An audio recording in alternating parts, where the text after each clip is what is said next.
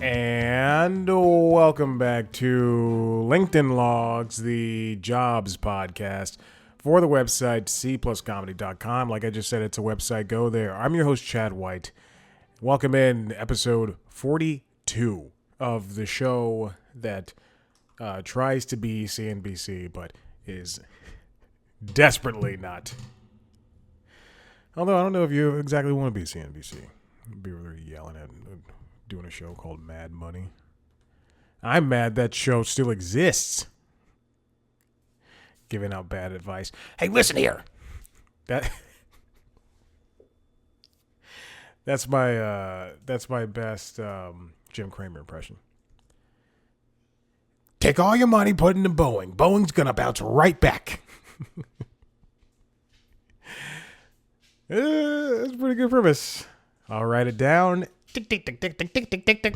That's how I type. So if you hire me, and my job involves typing, that's what you're gonna hear all day. Tick, tick, tick, tick, tick, tick, tick, tick, tick, tick, tick, tick, tick. And my right hand goes higher than my left hand, mostly because my left hand is caught under the mic arm. But tick, tick, tick, tick, tick, tick, tick, tick, tick. Okay. What's been going on? Not much. I am one of the most frustrated people you've ever met in terms of applying for jobs.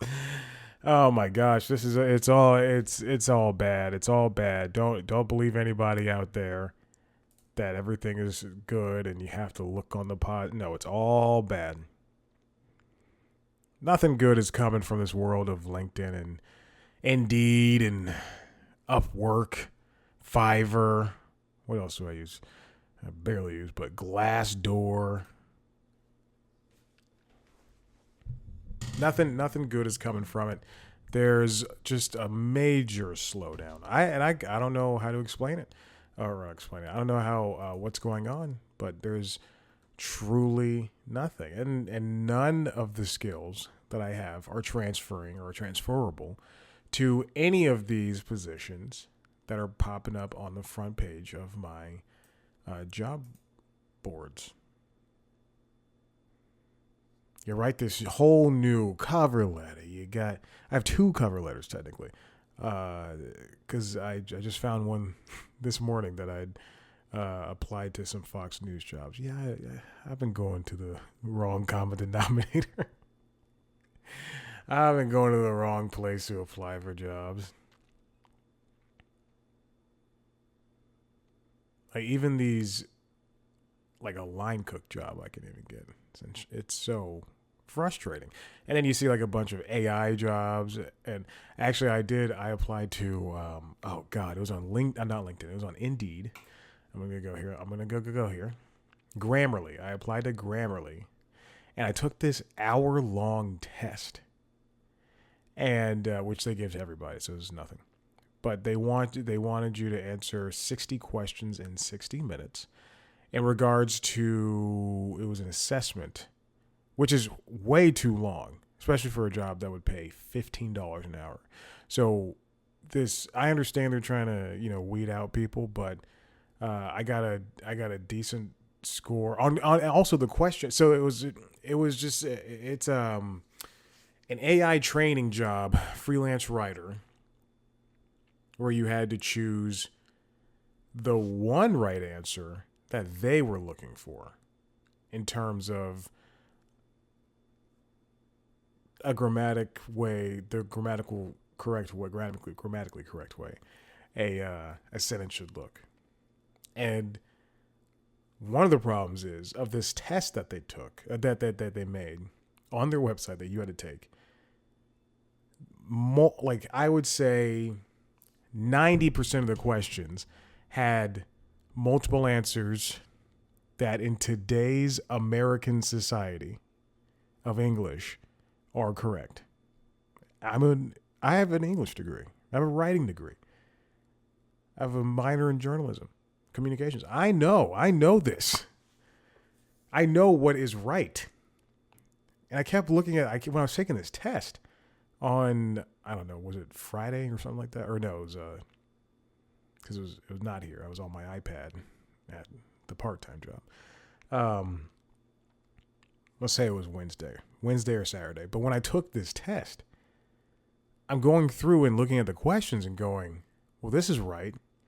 Well, there's a semicolon. There's a, oh, okay. Well, this is right. There's a hyphen. Like, what do you want me to do? And I would answer the questions. And if they had multiple answers, then I would choose the best answer that would fit the situation. And if you were able to choose more than one answer, then I would choose the ones that were correct. Then they gave me the response a couple of days later, and I went, no, I'm right. And this is not me being bullheaded or anything. I know I'm right.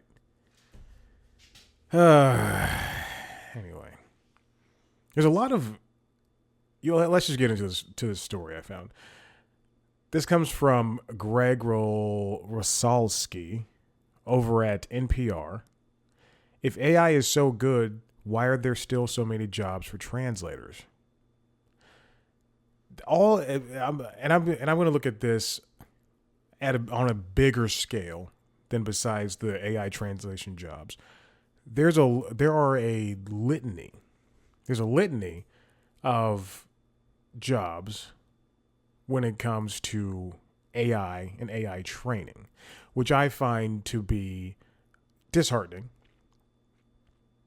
It definitely does not feel good to see we need an AI trainer for this writing job. The company, every single company that has AI in their job description or job title, they all have below on Indeed. They all have like below 2 stars. It's like, but it's every single one is. The one I'm thinking of is always at 1.9, and lo and behold, they're not on my front page right now. Then you go to their Indeed page and it has like 50 reviews. Yeah, of course, this AI training job company is going to be really bad.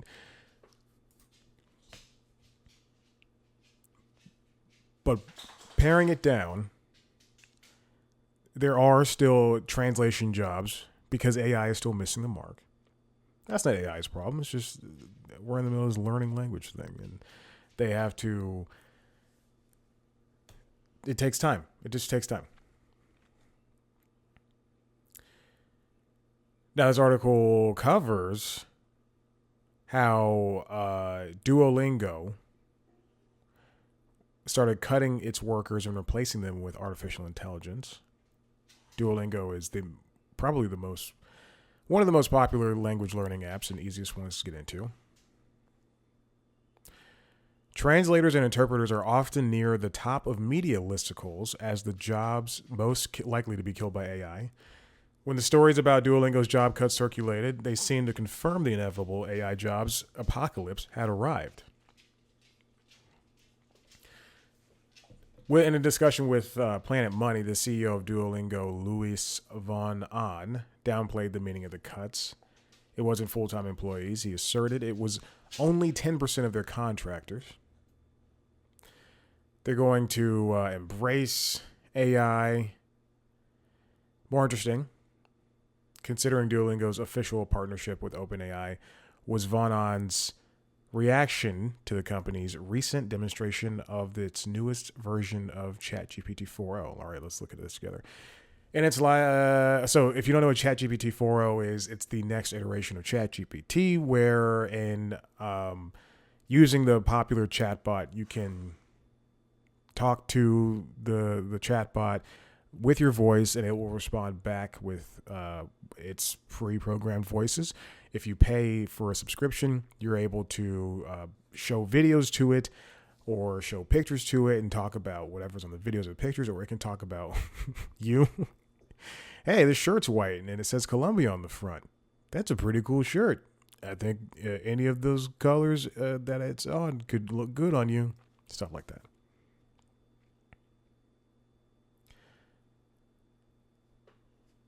On that video, the CEO of Duolingo says the reality is that computer translation between the world's major languages has already been really good for a while. AI has been around since a long time.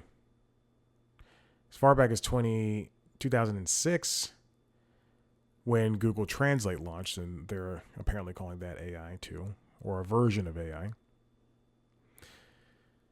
According to the U.S. Bureau of Labor Statistics, the number of jobs for human translators and interpreters grew by 49.4% between 2008 and 2018, thanks largely to globalization. After 2018, BLS, or Bureau of Labor Statistics, changed how they collect and measure occupational data, which makes it less reliable for measuring job growth over the last couple of years. Those numbers grew 11% between 2020 and 2023, according to data from the Census Bureau. We're not seeing any type of slowdown for translators. And I think a lot of it is in part to the conversational aspect of translating and quite simply just getting it right. Because how often is Google Translate can be right, but it's just not as effective. You want to be able to have conversations. You want to be able to talk to people. You can say "Donde está la biblioteca," but how much more can you say that when you want to get more complex sentences? Even though I just found this piece, it's pretty interesting. Also, translators or interpreters make roughly, as of 2023, $27.45 per hour, which is about $57,090 per year, which is higher than the typical pay for American workers, which is $48,000 per year. All right, this next one comes from Jane Zhang over at Business Insider. I was laid off 3 times, and now I can't even get a temporary bridge job as a barista. I've lost faith in the job market. I mean, which is, yeah, it's true. Giovanna Ventola was laid off for the 3rd time in 3 years in November 2023.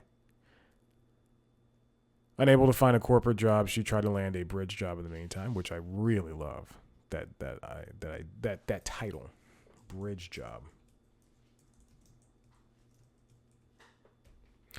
She always thought she could fall back on a bridge job, but has been met with rejection and silence. Now, bridge jobs are exactly where I have been. Even if you make the different, people think it's so easy, so simple as to just make a different resume, make something that is applicable to every service job or every service center job. That's not the case. This is something I've had to explain to my own mother, as she fails to see exactly how this job market is worked. Because it's even in the past, I've been out of college for 11 years. What year did I graduate? 10 years? I think. Let's just say 10 years. I've been out of college for 10 years. And it is, even in that time, it's been increasingly difficult to find a job that can just get you by. Just think of how, not the market even, but how the United States has changed when it comes to the civil unrest, presidents, being able to do truly anything and bounce around. It's the bouncing around of from job to jobs. I don't see that happening much anymore. I mean, when people say they've applied for 180 corporate jobs, first of all, anyway. In March, she started looking for bridge jobs as Giovanna. She applied to 18 jobs like barista, grocery store shelf stocker, and store manager. She's got nothing back from except with the exception of like some auto rejections. Many of these bridge jobs also required cover letters. I explained that I lost my corporate job and I want to change industries. I talked about wanting to learn something new from the bottom and why I was interested in a job. That's a great sentence. Oh my God, I do that all the time. Like, oh, I just want to learn something new. Blah, blah. Still no responses. The reason that this is happening, why these companies might not want to hire her, bridge jobs may not want to hire people they think will leave. And that makes sense. They don't want to put too much time training into a person if it means in 4 months they'll be gone. And yeah, I mean, that's true. That's always the case. I told the job I'm at now, I was like, look, you're not paying me enough, and I'm definitely gonna. I didn't say I was gonna bounce or something, but I definitely said it's definitely not enough to live on if I'm not working here 40 hours a week, which they wanted me to do, which we've had multiple discussions about. And I say, when you pay me, I will. But I think we need to have more of these types of discussions instead of saying, oh, the job market's good, the job market's bad. We need to have discussions where, or hey, in May we added X amount, hundreds of thousands of jobs. There is a part of the discussion where there are people like me, people like Giovanna, people who were laid off from the New York Times, people who were laid off from CNN, who are unable to get positions back in their industries, or similarly in the corporate world, or just easy, stupid jobs for dumb people. Just kidding. Don't at me. People still do that. It's not as good as you think it is, especially people in their corporate positions who have been there for a long amount of time, many, many years, who look out into the world and go, well, I'm safe where I am. Or even if they don't feel safe, it is much more difficult than anybody could have ever expressed. Now, if you do have a job, this comes from Wall Street Journal, written by Heidi Mitchell. If you have a boring task, just don't plow through it.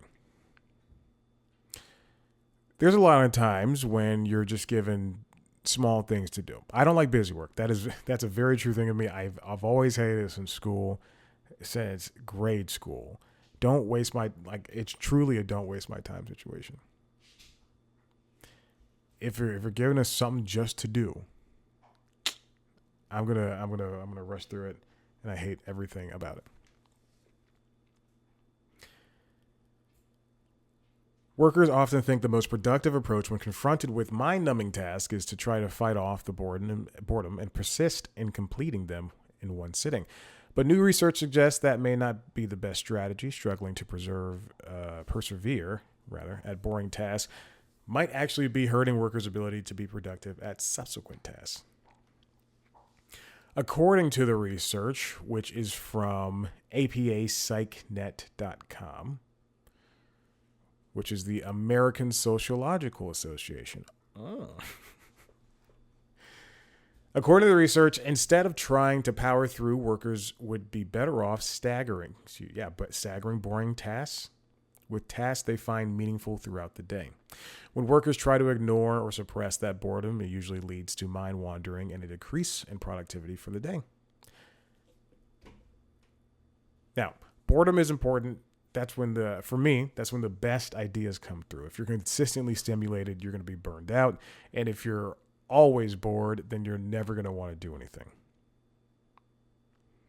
And one of the studies from Kasher Belinda, who's an assistant professor of management at Notre Dame's Mendoza College of Business and co-author of the research, in one study, 406 workers in a variety of occupations were asked to wear special watches that pinged at intervals during their workday for 1 week. Each time the device would ping, the workers were asked to rate their boredom levels, the importance of the work at hand, how well they were concentrating, and how productive they were feeling. Next, the researchers tested whether performing Meaningful tasks reduce the effects of boredom on mind wandering and productivity in subsequent tasks. They recruited 206 undergraduates who were randomly assigned to watch either a high boredom 6-minute video featuring a man explaining types of paint or a low boredom video in which extreme sports athletes perform stunts accompanied by high energy music. Members of each group were told to spend 3 minutes writing an essay that would be used to train one of two algorithms, a quote meaningful algorithm that would help autistic children, or one that would simply be used for another research paper. All participants were told that the algorithm would learn the most based on how many unique words their essays incorporated. Paint watchers used fewer unique words and experienced more mind wandering.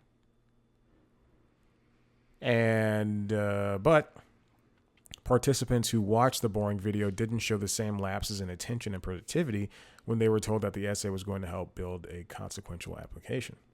So that means if the task would contribute to something that's bigger, then the people involved would have less of a chance to be bored. They call it the spillover effect.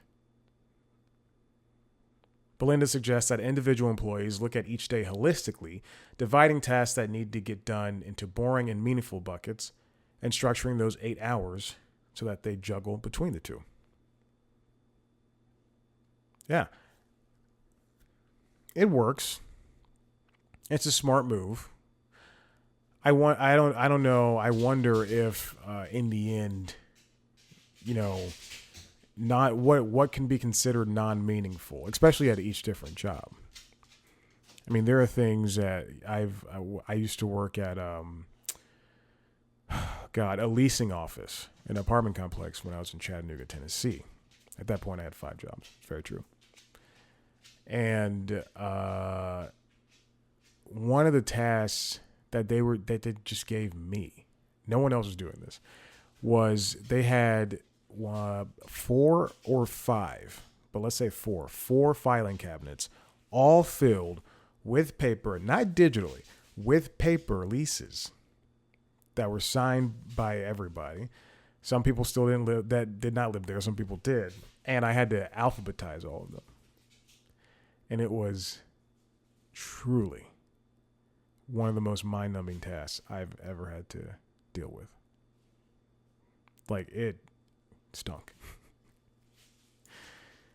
Oh my gosh. But then I'll even go to CNN. I'll look at most tasks I did there, and they weren't boring. I wasn't given. There were some tasks that other people in my section were given to do, like transcribing interviews and everything, and that was not going to fly with me. And I was never given. I'd never said anything, and I was never given that to do. But again, I know I've said this 10 times over. I approached every single show with the same attitude. We're all doing a show. It's all going out nationally. This, whether it's boring news or breaking news, it's good. It's important.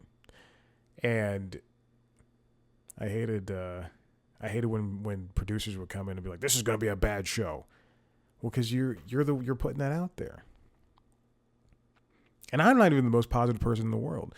So when someone can be engaged, when someone is able to do something that they know attributes to a bigger cause, and even if their job is as small as and you're sitting in the back of a control room on a computer flicking left and right on a little knob to control a teleprompter, then you know that the job doesn't have to be boring.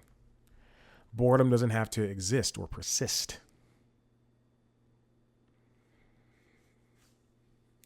All right, listen, if you like what you heard here, head to the website cpluscomedy.com, where I've got interviews with your favorite people in the entertainment industry.